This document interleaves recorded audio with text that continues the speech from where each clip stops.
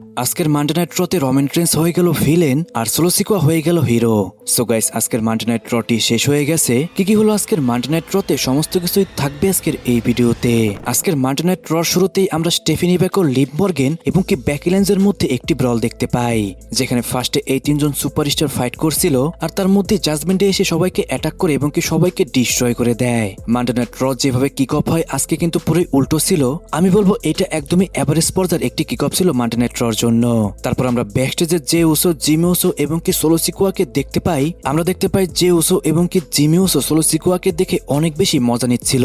তাদের সামনে এলে নাইটও আসে, কিন্তু তাদের মধ্যে আমরা কোনো ঝামেলা এবং কি কথা দেখতে পাই না। তারপর জোভান এভান্স ভার্সেস জেডি ম্যাকডোনাল্ডের মধ্যে আমরা একটি 1-on-1 ম্যাচ দেখতে পাই, যে ম্যাচের মধ্যে জোভান ইভান একটি ওজি কাটার হিট করে এই ম্যাচটির মধ্যে উইন করে যায়। কিন্তু ম্যাচটি শেষ হওয়ার পরে জোভান ইভানকে বিগ ক্যাশ এসে অ্যাটাক করে। ফার্স্ট একবার বিগ ক্যাশ অ্যাটাক করে সেখান থেকে চলে যাচ্ছিল, কিন্তু জোভান ইভান তাকে আবারও সেখানে আসতে বলে।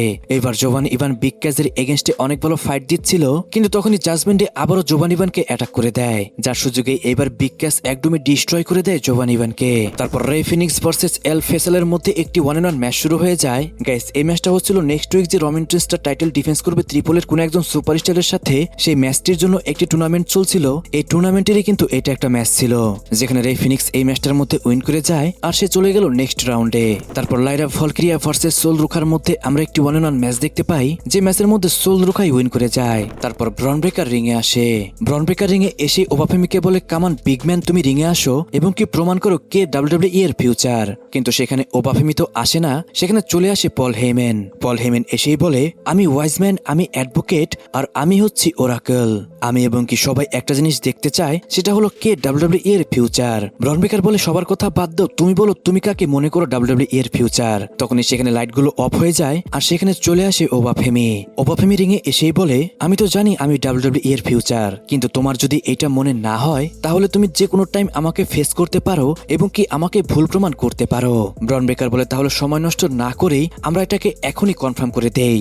গাইস, তাদের মধ্যে ফাইট শুরু হয়েই যাবে, কিন্তু তখনই পল হেইম্যান ব্রন ব্রেকারকে আটকায়। পল হেইম্যান ব্রন ব্রেকারকে বলে, তুমি যদি ওবাফেমির এগেনস্টে ম্যাচ চাও তাহলে কিছু রুলস তোমাকে ফলো করতে হবে।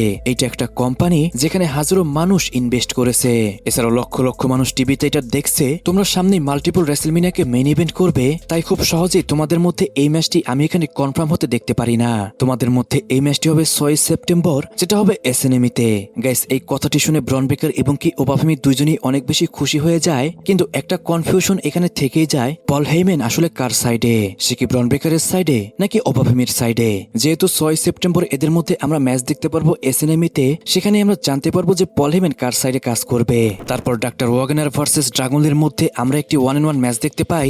গাইস, এই ম্যাচটাও ছিল কিন্তু রোমান রেইন্সের যে টাইটেলের জন্য ম্যাচ হবে, সেই ম্যাচের জন্য একটি কোয়ালিফাই ম্যাচ। আর সবাইকে বলে দিচ্ছি, নেক্সট উইকের যে মানডে নাইট ড্র হবে সেখানে কিন্তু ত্রিপলের কোন একজন সুপারস্টারের সাথে রোমান রেইন্স তার টাইটেলকে ডিফেন্স করবে।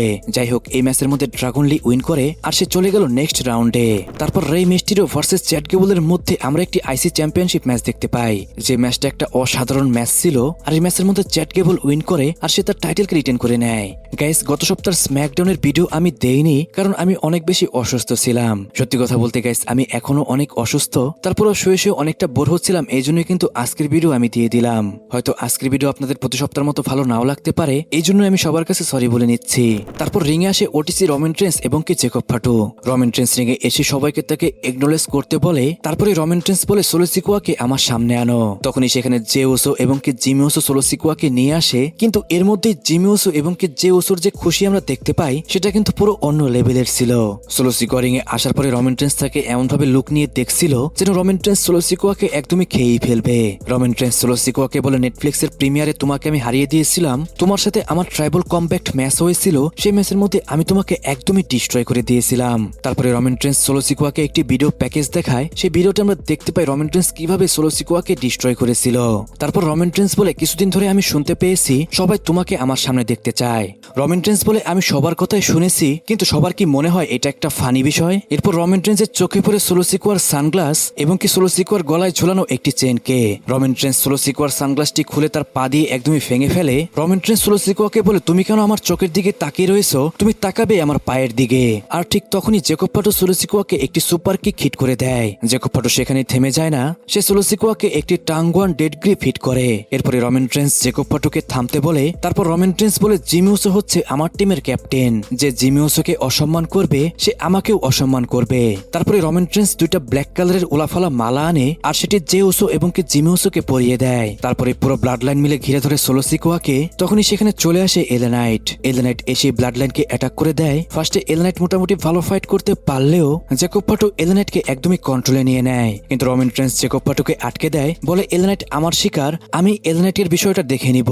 কিন্তু গাইস এটা ছিল রোমান রেইন্সের আজকে সব থেকে বড় করা ভুল। প্রথমে তো রোমান রেইন্স ভালোই এলেনাইটকে মারছিল, জেউসো জিমিউসো এলেনাইটকে আটকে রেখেছিল, আর রোমান রেইন্স সোলো সিকোয়াকে বলেছিল আমি তোমাকে WWE তে এনেছি আর তুমি আমারই ফ্যামিলি মেম্বার, তোমার উচিত আমার কথা শোনা, তাই তুমি এখনই এলেনাইটকে অ্যাটাক করো। প্রথমে সোলো সিকোয়া যেভাবে এলেনাইটের দিকে এগিয়ে যাচ্ছিল সবার তো মনে হচ্ছিল যেন সোলো সিকোয়া এলেনাইটকে অ্যাটাক করতে যাচ্ছে, কিন্তু সেখানে আমরা উল্টো একটা জিনিস দেখতে পাই, সোলো সিকোয়া এলেনাইটকে অ্যাটাক না করে সে রোমান রেইন্সকে অ্যাটাক করে দেয়।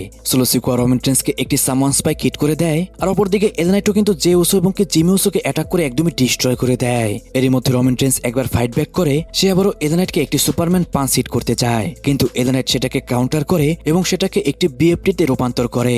কিন্তু গাইস সবথেকে শকিং ছিল এইটা যে রোমান রেইন্স জ্যাকব পাটুকে যে বলেছিল যে আমি এটাকে হ্যান্ডেল করব, এই জন্যই কিন্তু জ্যাকব পাটু এই সমস্ত বিষয় দাঁড়িয়ে দাঁড়িয়ে দেখছিল।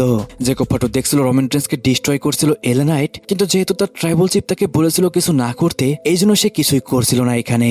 আর সোলো সিকোয়া এলেনাইটও কিন্তু জ্যাকব পাটুকে কিছুই করছিল না। আর গাইস একটি মোমেন্টে সোলো সিকোয়া এবং এলেনাইট ব্লাড লাইনকে ডিস্ট্রয় করে সেখান থেকে চলে যায়। এই জন্য গাইস আমি ইন্ট্রোতেই বলেছিলাম আজকে সোলো সিকোয়া হয়ে গেল সবার সামনে হিরো, আর রোমান রেইন্স সেই আগের মতো ভিলেন হয়ে গেল। গাইস আপনার কাছে আজকে এই আগের রোমান রেইন্সকে দেখে কেমন লাগলো এটা কিন্তু অবশ্যই কমেন্টে জানাবেন। এরই মাধ্যমে আজকের মানডে নাইট র শেষ হয়ে যায়। সো গাইস আজকের ভিডিও এই পর্যন্তই। রেসলিং সম্পর্কিত সমস্ত নিউজ এবং কি আপডেট জানতে চ্যানেলটিকে সাবস্ক্রাইব করবেন এবং কি পেজটিকে ফলো করতে ভুলবেন না।